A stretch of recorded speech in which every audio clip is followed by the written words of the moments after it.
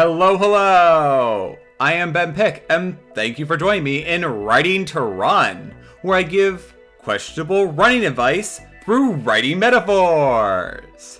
If you can't tell by tonight's April 1st theme, tonight's episode is all about how to run based on lessons I've learned while writing. Sure, things are a little backwards, but my goal is to still provide helpful advice no matter how much sarcasm I lace in my words. Here we go, how to run based on writing. Number 1, run as fast as you're reasonably able to. In writing the first draft, it often helps to write as much as you can as quickly as possible. That varies, but I try to get in those stream of consciousness moments. Then I fine-tune the details and fix the numerous grammar and consistency issues in later drafts. I've always had an easier time revising my written words than making them perfect the first time around. When running, I aim to go as fast as I can for the target distance. That means my 5-mile pace should be faster than my 10-mile pace. Obviously, terrain matters like hills and traffic. Also, the day of the week matters as I tend to push myself more on my weekend long runs and then use my Monday or Tuesday shorter runs as recovery.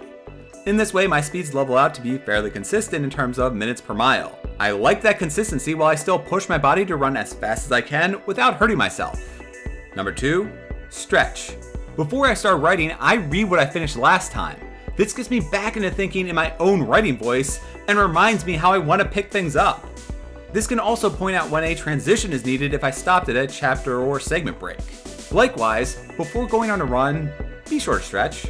This is one of the most important steps to preventing injuries. My IT band can tell me every time I don't warm up well enough. As I'm not in my teens and early 20s anymore, failing to warm up and cool down properly will always lead to pain and injury. Number 3, find a good partner.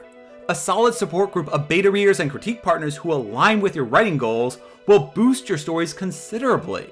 If you're doing a chapter swap, ensure the efforts are comparable. When one person asks for 20 questions per chapter and the other asks for 1 or 2, that will lead to an unhealthy writing relationship. Those issues get magnified when beta readers and critique partners are not interested in the same genre. If they read mostly romance and you hand them an epic fantasy, there will likely be some issues or their comments may not apply.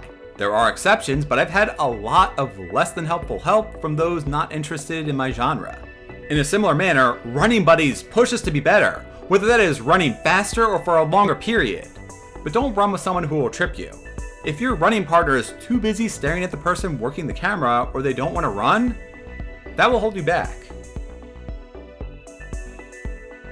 I am Ben Pick, and thank you for joining me in Writing to Run. If you enjoyed my joke episode, then please press those like and subscribe buttons. If you didn't appreciate my humor, then please press those like and subscribe buttons, and I promise not to do another video like this for a while. I post my running and writing progress on Instagram and Twitter as Running to Write, so be sure to follow me and join in with your own thoughts. See you next time. Until then, run or write as you care to.